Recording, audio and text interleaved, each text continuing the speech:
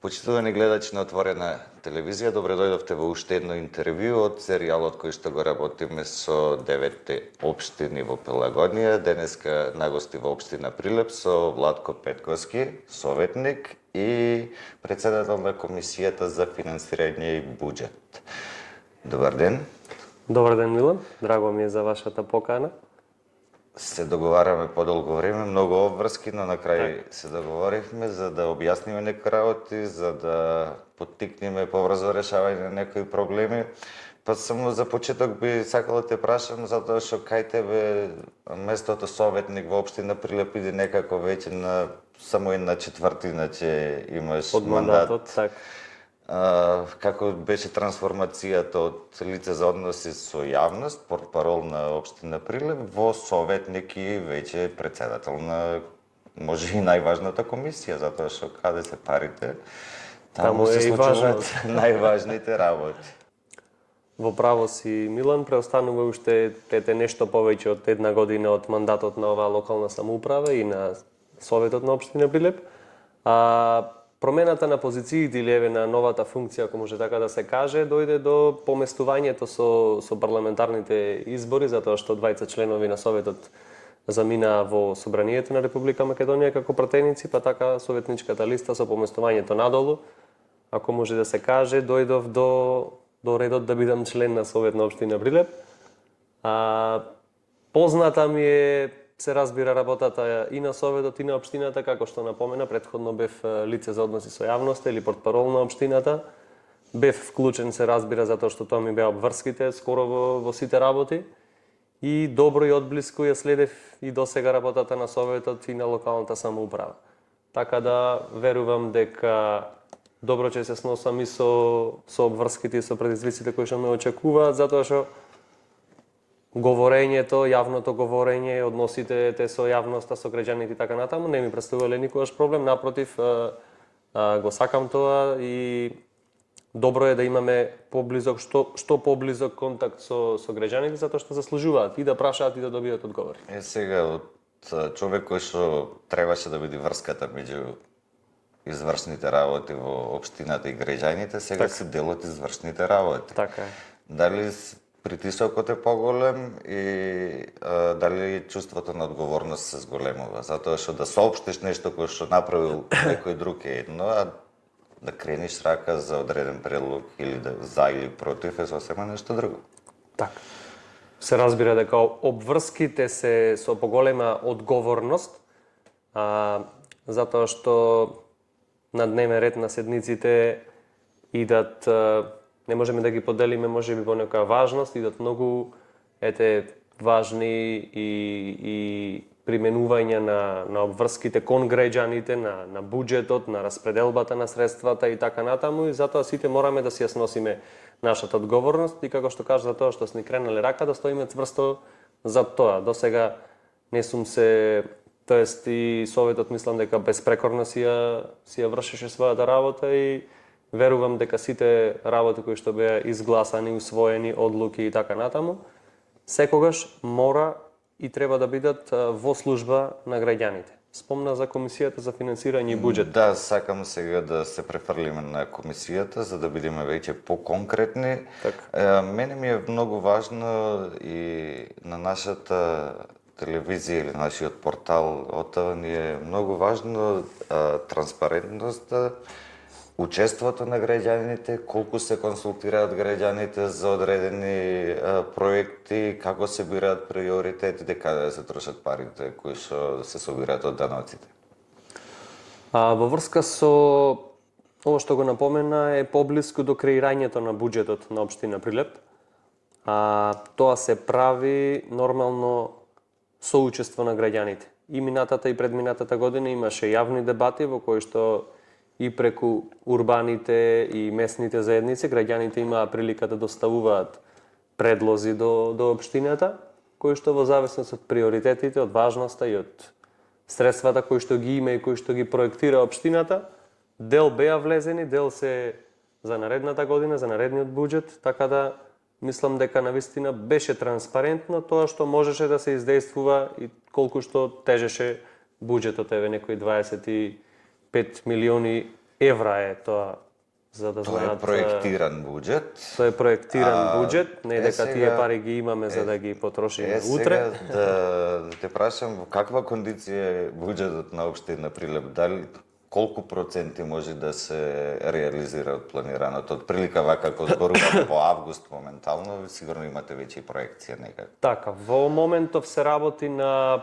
прибирање на тие предвидени приходи, на зголемување на процентот, за да може уште една пренамена на средствата внатрешно да се направи, или така наречен ребаланс. Најголемите приходи кои што влегуваат и на кои што може да се подпрема, ако може така да се каже, тоа се даноците и комуналиите кои што влегуваат во општината, оние давачки дозволи за градби што ги добиваат граѓаните, па плаќаат тоа што треба нормално на општината.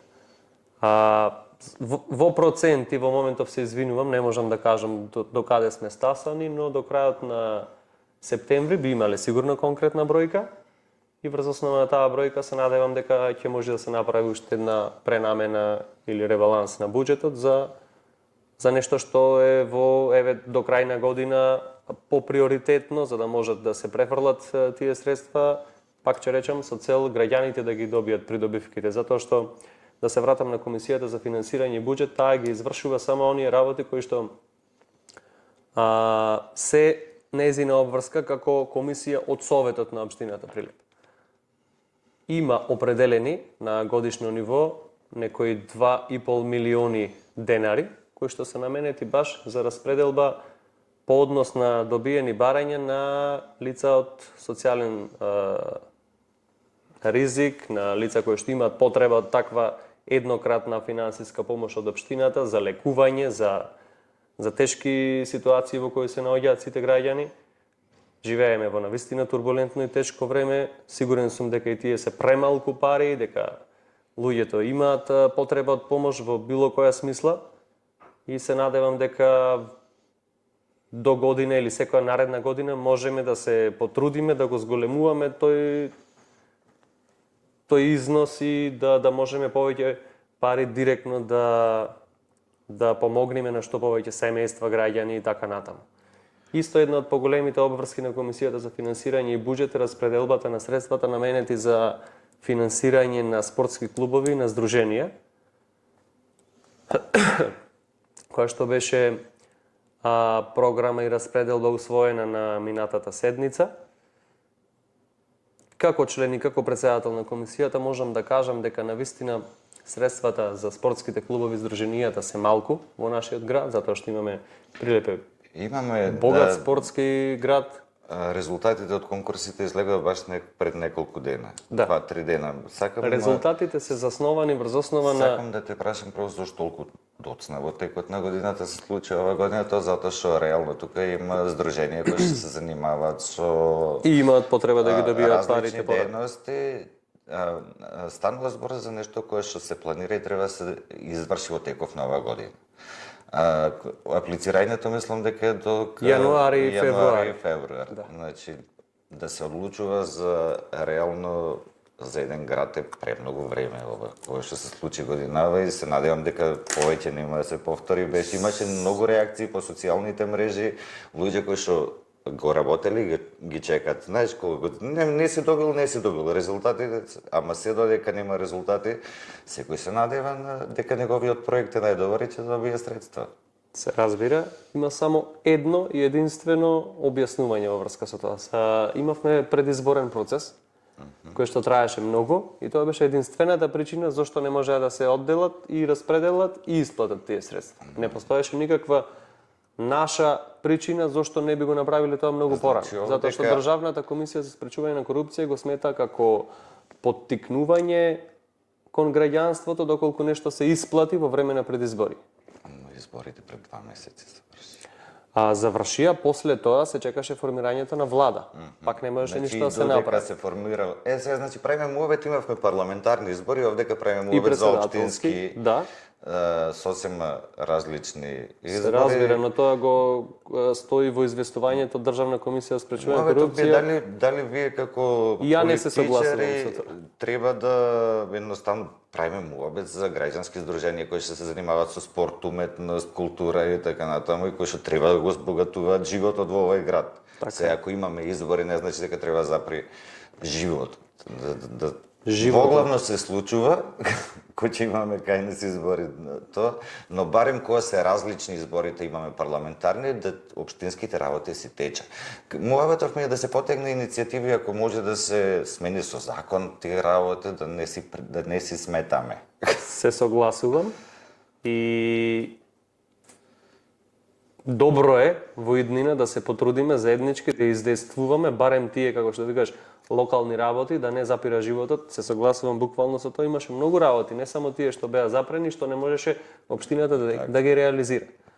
А поврзани со формирањето на владата. Така да се навратам на нашата тема во оваа емисија, буквално тоа беше единствената причина. Знаете дека и после формирањето на влада па имавме и поместувања во советот и буквално во сите комисии и тоа беше навистина единствената пречка. Ако може тоа да го разберат сите наши гледачи во оваа емисија, би бил благодарен, така да средствата беа определени со буџетот, ги имаше на располагање, единствено не може да се исплатат. Друга пречка општината немаше. Заради мешање на изборниот процес во целите во сите проекти кои ќе ги реализира општината. Ќе завршиме тука, го објасни доцнењето на одлуката зошто било, ни кажа дека има и јавни дебати за приносењето на буџетот, тоа е исто така многу важно и мислам дека е законска обврска. Така. Ајде сега да привршуваме со една многу горлива тема, многу тешка тема, можеби на некој ќе му биде и тривијална, ама реално имаме сериозен проблем на одредени места во градот со сообраќајните знаци, со сообраќајните правила, со воопшто сообраќајната култура го носи сето тоа. И правиме муабет за еден проект што се вика Лежачки полицајци. Ние сме случајно како редакција и како организација во Тризла, каде што е во близина Основното училиште Добри Јовановски. Имаме секојдневно прилика да присуствуваме на исклучително брзо возење. Таму има училиште. Основно каде што поминуваат од септември до јуни секојдневно дечиња кои што се по 7, по 8, по 9, по 10 години. Секојдневно има сообраќајки, имавме со фатален исход пред 2-3 месеци. Разговаравме пред да го почнеме интервјуто дека се привршува тој процес, дека ќе се осигура секаде каде што е можно во најбрз срок. Ајде кажи ни за колку време можеме да очекуваме, особено жителите на Тризла, жителите околу џамијата, имаме реакции таму дека има пребрзо возење. Ми кажат дека се работи, дека е веќе скоро готово и треба да почне со монтажа. Да. Сигурно дека безбедноста на сите граѓани воопшто и во сообраќајот и на пешаците и оние кои што возат моторни возила е приоритет и треба да биде приоритет на секоја заедница.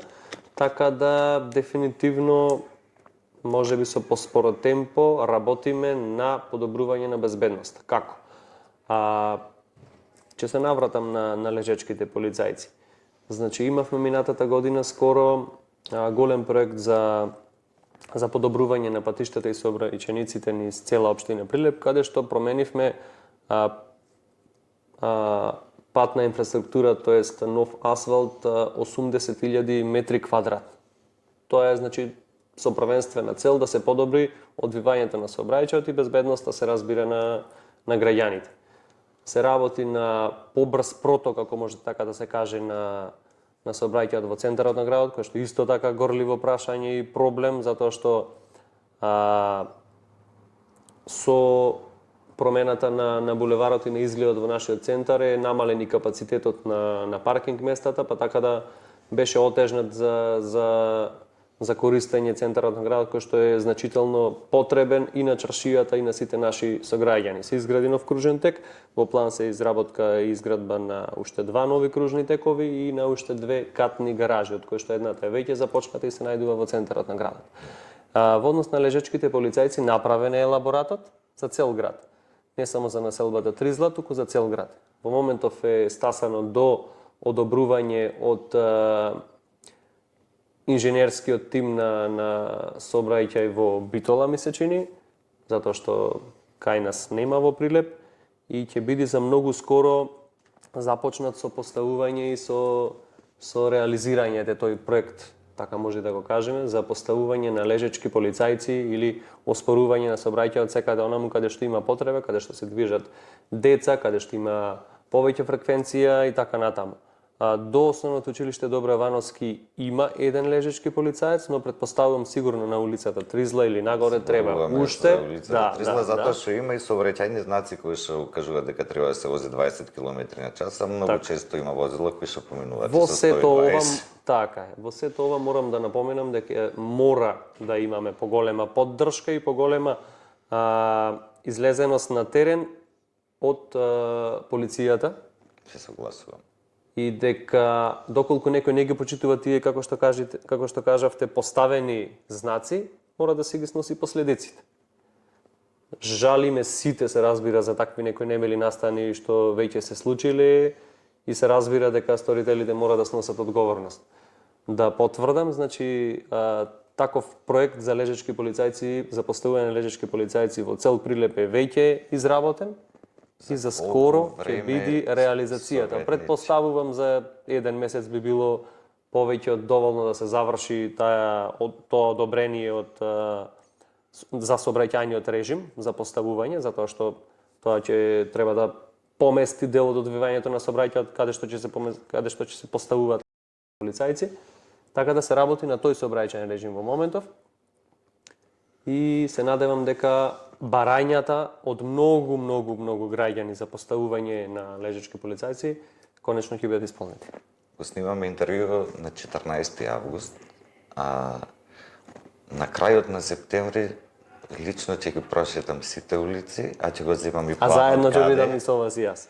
И со кеф ќе ги снимаме сите лежачи така полицајци. Ако постојат, ако не постојат, исто со кеф ќе соопштиме дека се разбира дека ќе бидат сигурно барем започнати, а за дополнително сите точки на кои што треба да бидат поставени, можам дополнително да ви дадам информација и шема. Кај што има деца, кај што има големо се разбира училиштата и така натаму. Ти благодарам за разговорот. И благодарам на вас. моменти може бев незгоден, ама не е страшно.